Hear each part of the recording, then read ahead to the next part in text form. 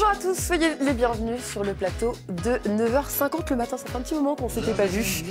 Aujourd'hui, vous l'avez compris, love is in the air. L'amour vous va si bien, que dis-je, l'amour nous va si bien. Et oui, comment pourrions-nous se passer de ces moments de tendresse, de câlin, de ces disputes qui rythment nos vies de couple, tous ces hauts et ces bas qui parfois peuvent être mis à mal, notamment par un qui fait un faux pas ou encore dame routine qui s'installe. Le sexe est-il le ciment du couple? Des questions auxquelles nous allons tenter de répondre, en tout cas aujourd'hui, notamment avec notre experte Hélène Bonsergent. Bonjour. Bonjour. Vous êtes psychothérapeute du couple. Merci d'être avec nous sur ce plateau. Merci, beaucoup de choses à dire. Vous avez beaucoup de monde qui vient vous voir, en tout cas, beaucoup de couples. Quelle est on va dire, la principale raison pour laquelle ils vous sollicitent? En fait, le couple, c'est vraiment l'endroit où on va avoir l'intimité la plus absolue et le rapport à l'autre va être mis à mal parce qu'on espère beaucoup dans une relation de couple. Et la communication, c'est le problème principal, en fait. C'est dû au fait qu'on n'arrive plus à s'entendre parce qu'on se sent jugé. On se sent jugé parce qu'on a ses propres problématiques. Et on attend souvent que dans le couple, on ne soit pas mis à mal, alors que c'est souvent là que les choses vont se révéler. Je le disais tout à l'heure, il y a quelques instants, le sexe est-il le ciment du couple? Pour répondre également à cette question, Marie Barraud, bonjour. Bonjour. Merci d'être avec nous. Vous êtes sexothérapeute. Expliquez-nous ce qu'est la sexothérapie. La sexothérapie, c'est une thérapie pour toutes les difficultés sexuelles, c'est-à-dire tout ce que je vais vivre, soit tout seul, soit en couple. Toutes les difficultés qui ont à voir avec la sexualité. La communication, le sexe. On en a avec nous également sur ce plateau Guillaume alias Monsieur Love. Donc vous êtes coach en amour. Vous recevez pas moins d'une centaine de courriers. De la jeune génération, on dira. Quelle est la tranche d'âge? Alors plutôt 12-18 ans et majoritairement des filles. Alors quelles sont les questions qu'elles vous posent ces adolescentes? C'est souvent les mêmes questions. Hein. C'est comment plaire à un garçon, comment savoir si lui il est intéressé par nous. Et vous sortir de la friend zone, il y a plein de choses. Et vous arrivez justement, vous, de votre position en tant qu'homme, elles ont confiance en ce que vous dites? Moi je me base à la fois sur mon expérience, mais aussi l'expérience de mes amis, et également tout ce que j'ai pu lire aussi sur les relations hommes-femmes. Qu'est-ce qui vous a amené à devenir coach en amour? Alors c'est ma femme qui s'est rendue compte qu'en fait je coachais déjà naturellement beaucoup de mes amis qui avaient des problèmes dans leur couple. Grâce à moi, j'en ai certains qui se sont mariés, d'autres qui ont continué à être en couple. Je vais vous inviter à dîner à la maison.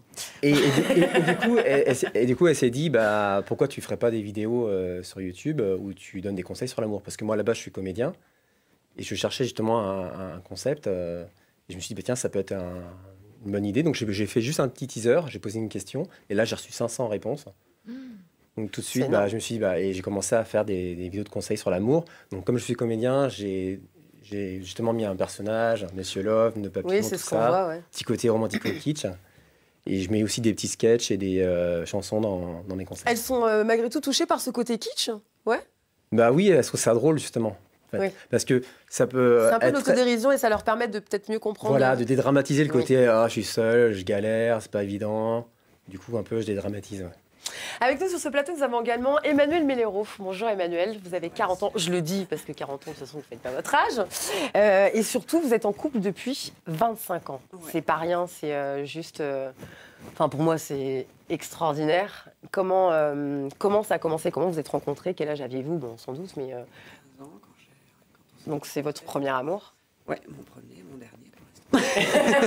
Et non, après cette émission, Emmanuel Melero.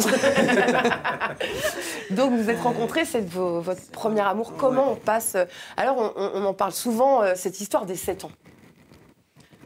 Ouais. Le cap des 7 ans. C'est vrai qu'il y a un vous cap. Avez vécu ce cap des 7 ans? J'ai vécu ce cap des 7 ans. Après, on peut le vivre même des fois un peu plus après les 7 ans. C'est un cap en fait où on arrive à se poser les questions. Est-ce que si on doit se séparer, est-ce que ça va être maintenant ou est-ce qu'on passe à autre chose? Parce qu'après, si on reste, c'est pour rester, c'est pas pour avoir l'éventualité de se quitter par la suite. Oui, voilà, c'est vraiment dans un objectif de vie ou pas de vie. Enfin, en tout cas, personnellement, c'est comme ça. Quel est le ciment de votre couple? Le ciment, je pense que déjà au bout de 25 ans, on a toujours quand même une certaine passion. qui fait que du coup, quand même, ça nous permet de rester soudés. Ouais, d'être toujours, de se regarder en fait tous les jours. Hein, d'avoir toujours du désir. Oui, bien sûr. Non, mais bien sûr, il y a ça. Et je pense aussi qu'après, il y a une communication. Après, on est comme tout le monde. Il y a des fois, c'est même pas des fois, c'est des périodes où la communication, elle va moins passer, où on va être moins à l'écoute. On est aussi chacun dans nos métiers, dans nos vies. Donc, vous avez également 2 filles ouais, qui ont quel âge?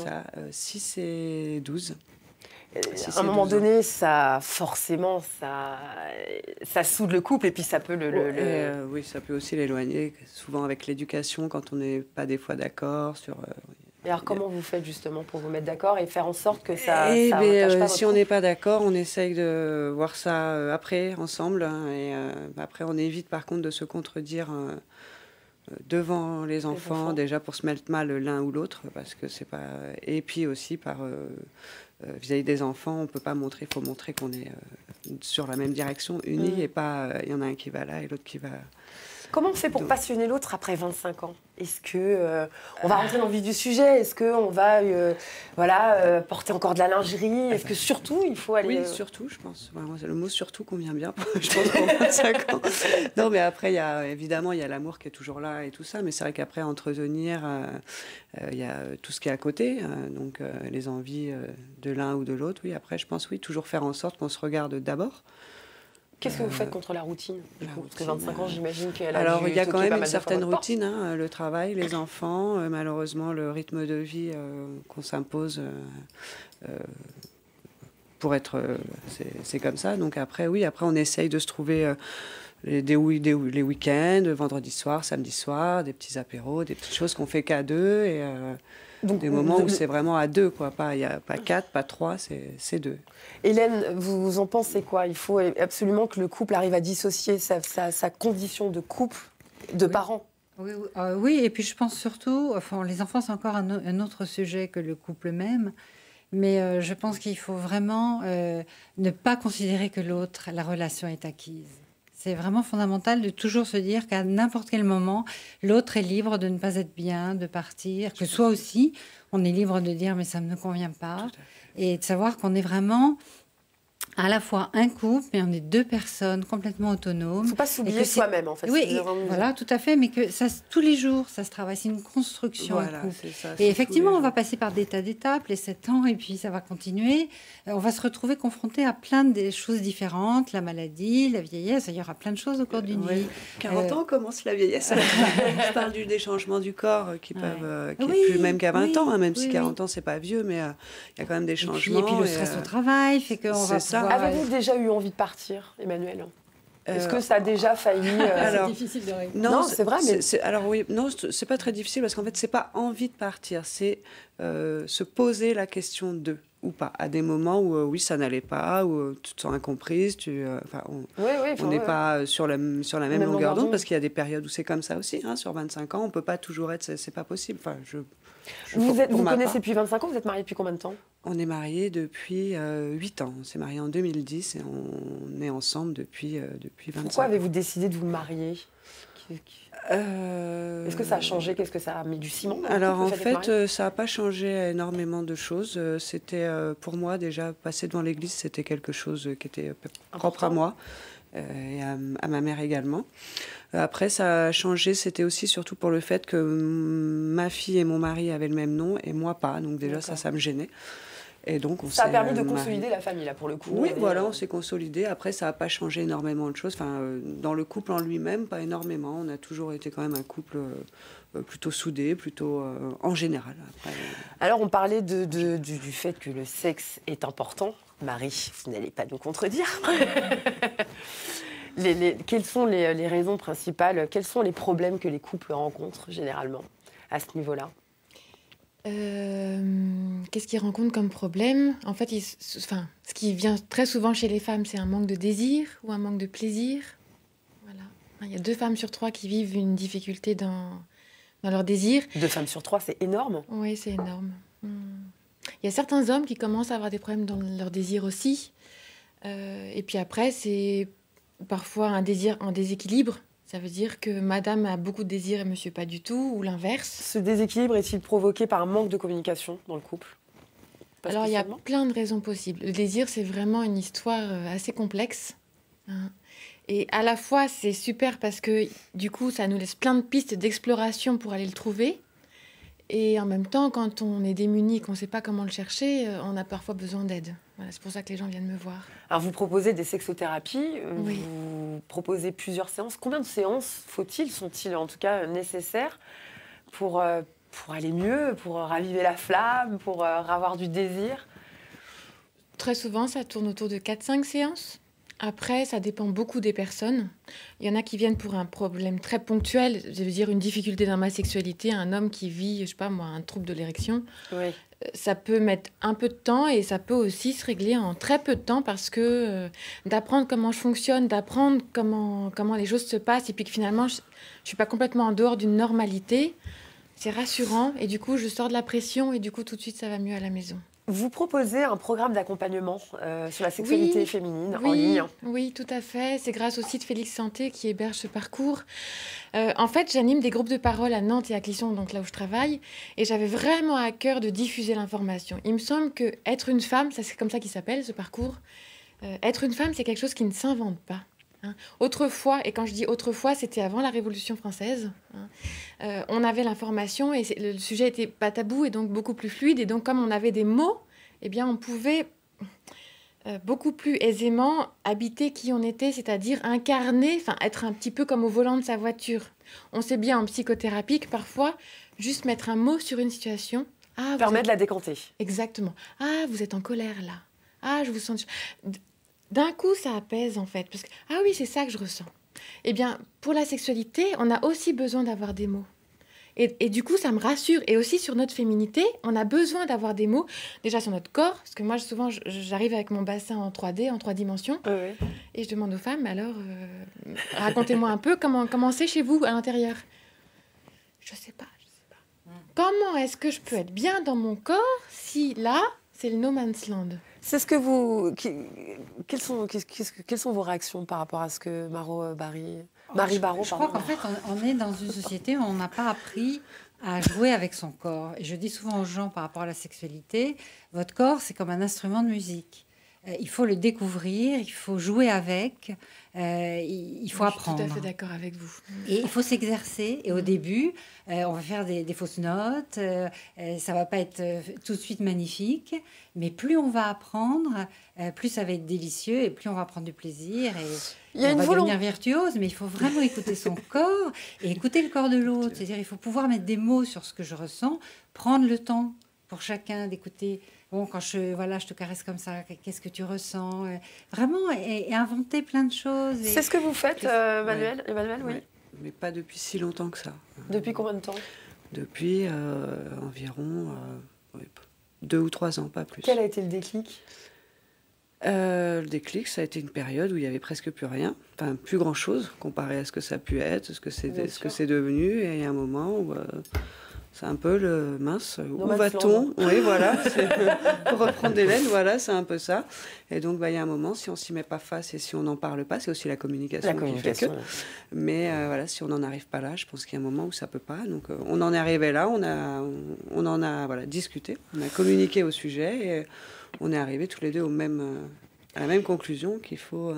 Oui, et c'est un peu l'idée de mon parcours aussi, c'est de permettre aux femmes déjà de m'entendre parler de sexualité. Du coup, j'entends quelqu'un en parler simplement. Ça m'invite à penser que je peux en parler aussi simplement. Oui, Du coup, je vais en parler dans mon couple simplement. C'est normal. Ça met en fait. confiance. C'est Voilà, la oui, normalité. on normalise la chose. Qu'est-ce qu'on dit à des jeunes filles de 12 à 18 ans? Ouais. Est-ce qu'elles vous parlent de sexe? Non, alors moi sur ma chaîne justement, j'aborde pas la sexualité. c'est uniquement l'amour. Vous ne souhaitez pas l'aborder ou elle ne l'aborde pas? C'est moi qui l'aborde pas, en fait. Mais elle vous pose des questions sur le sexe. J'en ai pas, non. Pas j'en ai spécialement. Pas spécialement, non. À l'adolescence, elles ont plutôt envie d'être en couple, envie d'être. On est avec vraiment quelqu'un. sur l'aspect platonique L'aspect de plutôt l'amour. voilà, c'est ça. Et ou sinon s'embrasser, faire des câlins, mais non. Les Les sentiments. garçons, ils parlent sur le- Alors les garçons, non plus, non. J'ai pas de Non, questions non. là-dessus non plus, non. Vous avez plus de jeunes filles qui vous sollicitent que des garçons. Oui, plus. Ouais, plus. Est-ce que c'est pas un petit peu le reflet du comportement de l'homme adulte? C'est-à-dire De fait de ne pas forcément... ce sont plus les femmes qui vont se poser des questions. Là, on le voit bien avec Monsieur Love et les courriers qu'il reçoit. Ils sont essentiellement à 90% féminins. Est-ce que c'est pas un genre de mimétisme? Un petit peu ce que je voulais dire, c'est que je pense qu'il n'y a pas une éducation à s'aimer, aimer son corps, aimer le corps de l'autre, jouer avec. La sexualité est tabou encore dans notre société. C'est pas parce qu'au contraire, il y a beaucoup de pornographie et ça blesse, mais il n'y a pas cette éducation à l'amour. Mais la pornographie, c'est un parle, fléau terrible. Bien sûr. Et les jeunes ne savent pas comment apprendre la sexualité, donc ils vont aller sur les réseaux, ils vont aller sur Internet. Et du coup, ils se font une très mauvaise image de la sexualité. J'ai fait une seule vidéo où j'ai parlé de sexe, c'était à quel âge faire l'amour. Et quand j'ai posté la vidéo, j'ai eu tout de suite 80 abonnés, 80 désabonnements. Ah oui. Direct. Et alors, vous avez dit quel âge pour vous Pour moi, c'est déjà quand on se sent prêt. Après, moi, je dis plutôt vers 16 ans.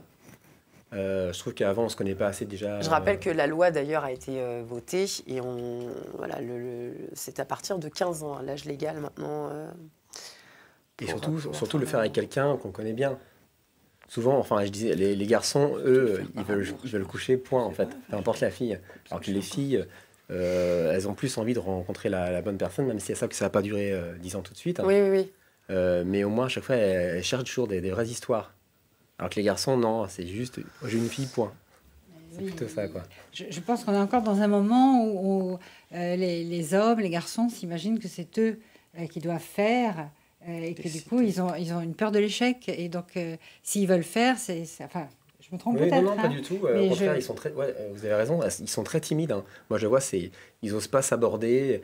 Ils vivent que par la virtualité. Ils ont peur de mal faire, la sexualité. Donc, parce que je pense qu'ils ont besoin d'amour autant que les femmes.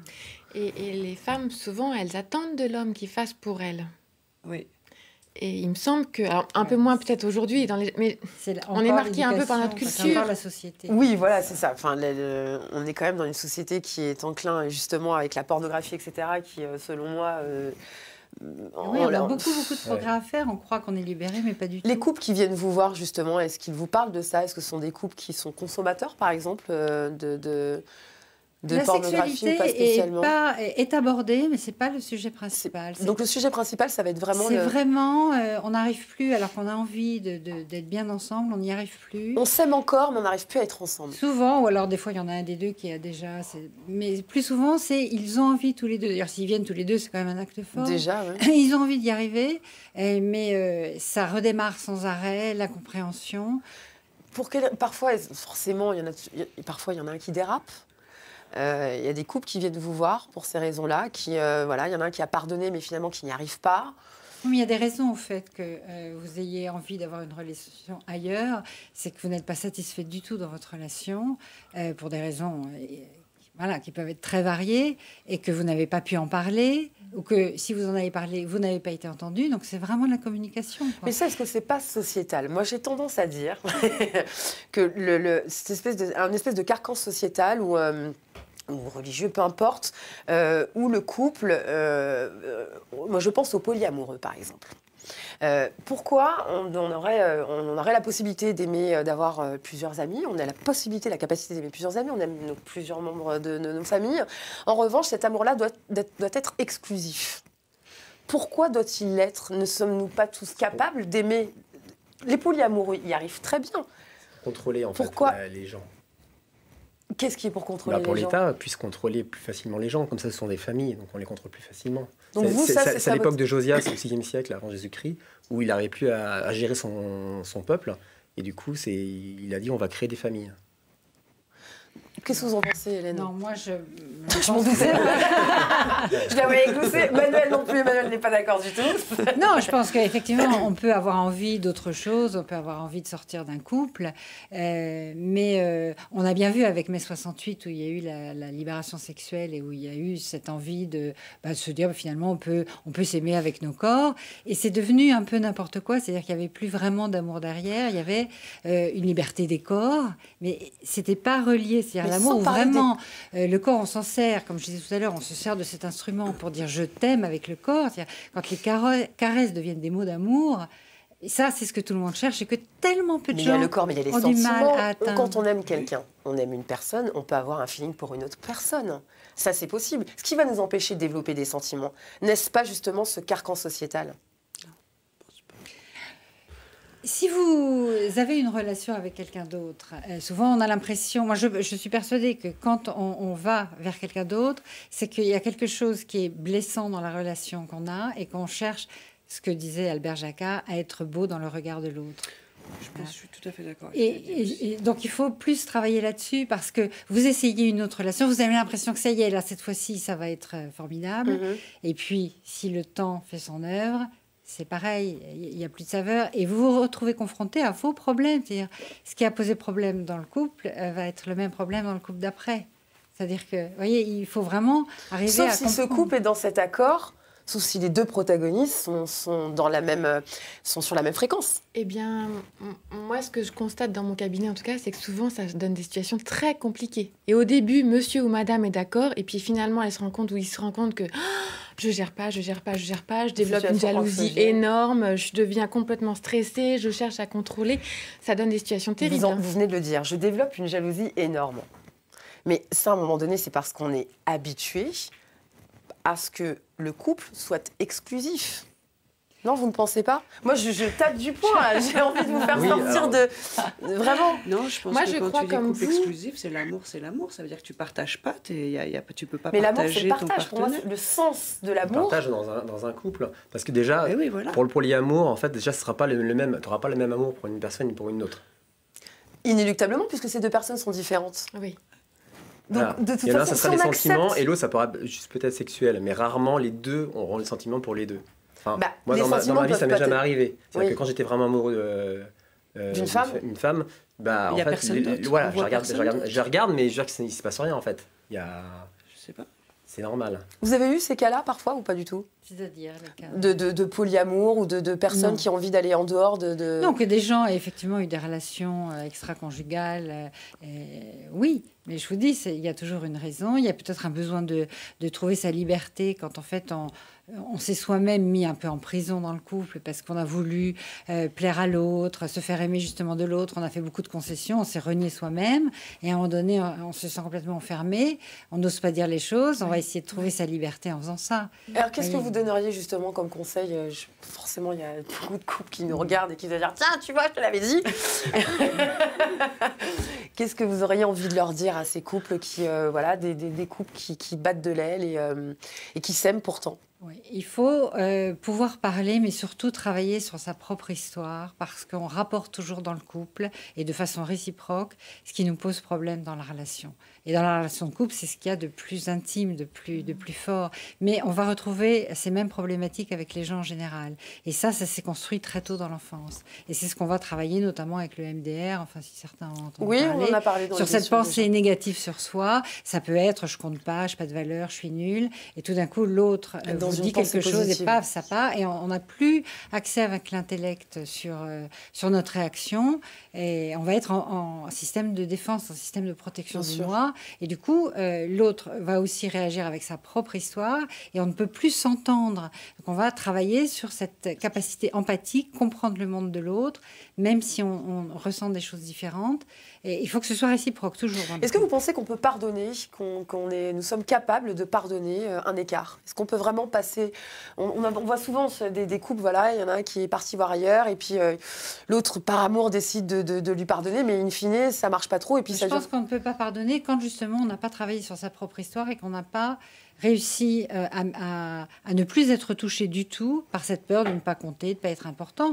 Parce que si on n'arrive pas à pardonner, c'est qu'en fait on est persuadé qu'on a été blessé. Enfin, c'est très irrationnel, hein, qu'on ne pourra plus faire confiance. Alors que si on peut vraiment dialoguer, si soi-même on est apaisé par rapport aux choses de l'enfance qui ont été très blessantes et que on se Pour vous, sent c'est plus en danger directement aujourd'hui. lié à ce que nous avons vécu durant l'enfance. Notre Oui, comportement complètement. amoureux à l'âge adulte est directement lié à l'enfance. Ouais, moi, je suis tout à fait d'accord Ouais. aussi. La sexualité, c'est pareil. La sexualité, c'est pareil, Ah oui. elle est complètement... Qu'est-ce que vous avez des jeunes aussi Oui. quelles sont leurs difficultés? Aux jeunes? généralement? Ouais. Avec les films porno, c'est de sortir de la performance. Ils sont dans la pression, en fait. Parfois, ils sont dans l'addiction. Ils savent plus comment s'en débarrasser. Et pourtant, ils sont amoureux et ils sont complètement, encore constamment Addict devant à la leur film. pornographie. Hein. Oui. Oui. C'est beaucoup ça. Voilà. Ouais. J'ai eu un jeune... vous parliez de Ils ont sentiments quel âge, tout à l'heure. ouais. Là, il avait 18 ans. Il dit, vous vous rendez compte, c'est la honte, aller voir un sexologue à 18 ans. Mais moi, je crois que... Je trouve ça super courageux, moi. Mais J'aurais oui, jamais exactement. pensé. C'est des gens qui vont bien. Et pour moi, un des conseils, en fait, à donner au couple, c'est oser se faire aider, en fait. Oser admettre que j'ai pas toutes les clés, qu'il y a des choses que je ne sais pas et que je vais gagner beaucoup de temps si je vais à la source, en fait. C'est pour À la ça que j'ai source fait du mon problème. parcours. C'est que j'ai pas envie que les femmes attendent d'avoir 60 ans pour Bah, bien enfin sûr. savoir ce qu'elles ont Ou connaître besoin un de savoir. orgasme. Ou, Exactement. Pour moi, tout Si elles s'apprend. peuvent découvrir à 25 Tout ans, s'apprend. c'est encore mieux. Comme on en parlait tout à l'heure, tout s'apprend, que ce soit au niveau du sexe, au niveau de l'amour. Et c'est vrai qu'à l'école, ça, on l'apprend pas du tout. Emmanuel, qu'auriez-vous envie de dire aux couples dont on parle et par rapport à votre propre histoire? Qu'est-ce que vous auriez envie de dire aux femmes, aux hommes qui J'ai envie nous de regardent? dire, aujourd'hui, on voit plus beaucoup de couples qui tiennent la route très longtemps. On a l'impression que chacun se sauve dès qu'il a l'occasion, au moindre souci. J'aurais envie de leur dire accrochez-vous, communiquez. Enfin, je sais pas. Communiquer, ouais, C'est tellement vraiment, bien, c'est tellement beau de pouvoir, D'aimer. ouais, en fait. De toute façon, on ne vit pas sans amour. aimer, on vit- c'est surtout après, vous savez, au bout de 25 ans, c'est mon mari, mais si vous voulez, c'est même plus un que partenaire de vie. c'est en fait c'est Je me sens émue toute mon presque. ben ouais parce que C'est parce trop que c'est mignon. vrai quand on À nous faire ouais. chialer, C'est tout aussi ça. un- Arrêtez, Emmanuel. C'est aussi un ami, Non, mais c'est aussi un parce que confident. voilà, si vous voulez, après c'est toute l'intimité qui est en fait là où je suis arrivée aujourd'hui, je pourrais même si aujourd'hui je devais recommencer ma vie, je pourrais jamais y arriver avec une autre personne. Ça a mis beaucoup trop de temps, que ce soit dans l'intimité sexuelle, dans les rapports, dans l'évolution du sexe, de l'amour, de tout. C'est pas possible, c'est vraiment construit. Mais le message, en tout cas, C'est, que moi je retiens avec vous, c'est que c'est possible. Déjà. Oui, entièrement, oui, bien oui. sûr. Bah oui, oui, Complètement. c'était pas évident pour moi, excusez-moi. Ouais. Non, mais c'est vrai, moi je fais pense partie que- des gens qui, voilà, je pense que vous l'avez compris avec mon discours, qui ne Être croient plus pas courageux, forcément. affronter. Qui est une concession d'amour assez avoir différente. envie aussi. Oui, avoir envie, effectivement. Je pense que, exactement, c'est une question de volonté. Ouais. Si j'ai pas tous les outils, je vais les chercher là où ils sont, mais d'abord, il faut le vouloir. Si je le veux pas, Bien sûr. alors pour le coup, je vis autre chose. Et après, comme disait Hélène, je pense aussi que, comme elle disait tout à l'heure, il faut vraiment que ce soit des deux côtés.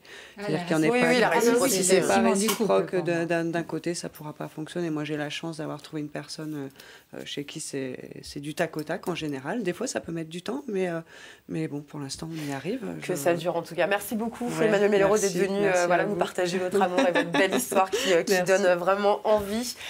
Merci beaucoup à Marie Barraud. D'ailleurs, vous avez votre site internet sur lequel on peut retrouver Oui. tous vos petits conseils sur la sexualité féminine. Et oui, il faut penser à nos Et corps, nous masculine les femmes. aussi. Et masculine aussi, vous pensez à messieurs aussi. Ah ben oui, C'est bien. oui. Merci beaucoup Hélène Bonsergent, psychothérapeute du couple. On ne manquera pas de venir vous voir de temps en temps, je pense. Merci beaucoup. Et puis surtout, on ne va pas se quitter comme ça. Moi, j'ai envie de vous dire, on parle d'amour et c'est important. Toutes les formes d'amour, on s'aime comme on peut. Et puis effectivement, comme on l'a dit, vous l'aurez compris sur ce plateau, ne pas hésiter à communiquer, à aller chercher les choses. Et puis voilà, n'oubliez pas de dire aux gens que vous les aimez, c'est important. Ça fait toujours du bien de l'entendre. On se quitte en musique. Ici, tout simplement, on s'occupe de vous, Monsieur Love. Levez-vous, hop, je vous laisse vous installer. Et puis moi, j'ai toujours rêvé d'être à la place de mes invités, donc je vais réaliser mon rêve.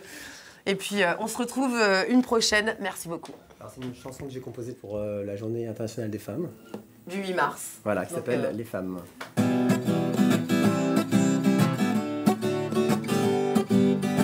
Cette chanson est pour toutes les femmes qui veulent savoir ce que pensent les hommes avant de vous dévoiler notre âme et nos secrets sur ce que nous sommes, les a priori, les idées reçues. Oublie tout ça, on n'est pas des lâches, on n'est pas comme ça.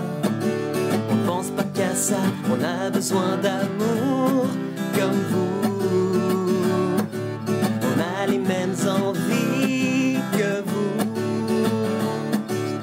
Oui, vous les femmes, oui, vous mesdames, ne cherchez pas à comprendre tout sur nous les hommes. Même si nous sommes pas si différents de vous. love woman. That's so wonderful.